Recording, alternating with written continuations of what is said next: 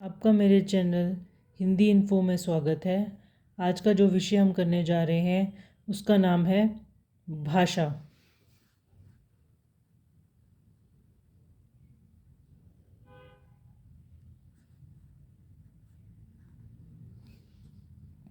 अब सबसे पहले हम इसकी करेंगे परिभाषा।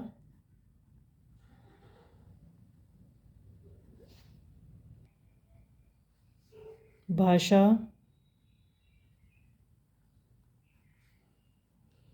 वह माध्यम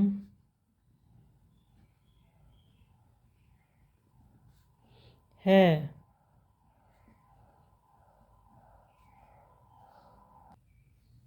जिसके द्वारा हम बोलकर या लिखकर अपनी बात को प्रकट करते हैं उसे भाषा कहा जाता है।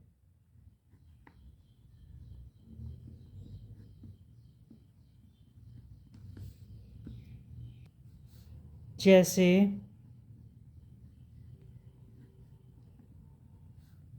नेता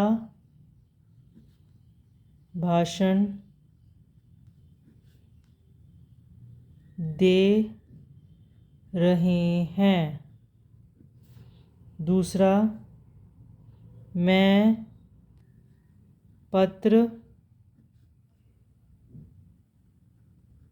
लिख रहा हूँ।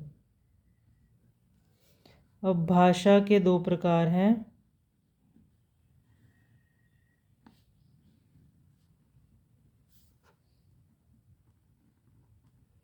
मौखिक भाषा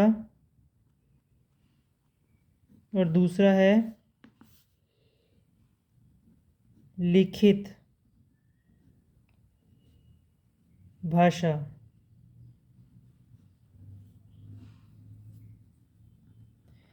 पहला है मौखिक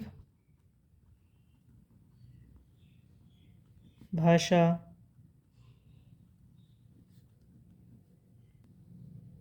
मौखिक भाषा में हम बोलेंगे भाषा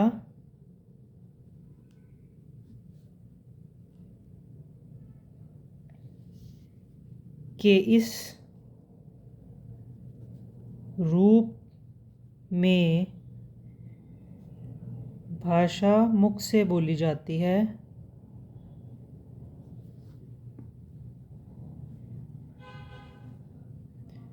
बोली जाती है और कानों से सुनी जाती है। इस प्रकार हम अपनी बात कहते हैं और दूसरे की बात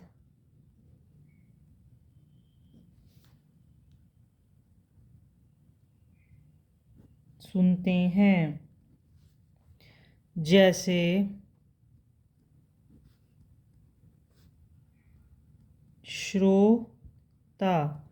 श्रोतागण नेता को सुनकर समझ रहे हैं और दूसरा टेलीफोन पर दो लोग आपस में बात कर रहे हैं। दूसरा, लिखित भाषा। लिखित भाषा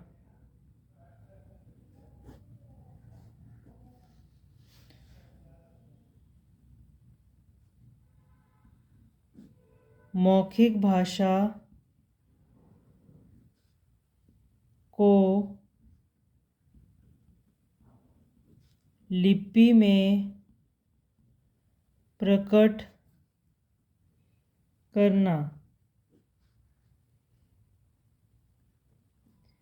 लिखित भाषा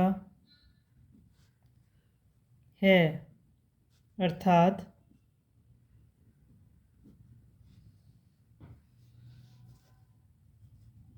लिखकर अपनी बात व्यक्त करना। बात व्यक्त करते हैं तथा पढ़कर दूसरे की बात समझते हैं।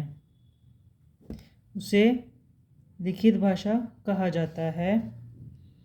जैसे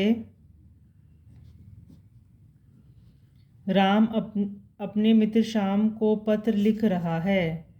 राम अपने मित्र श्याम को पत्र लिख रहा है।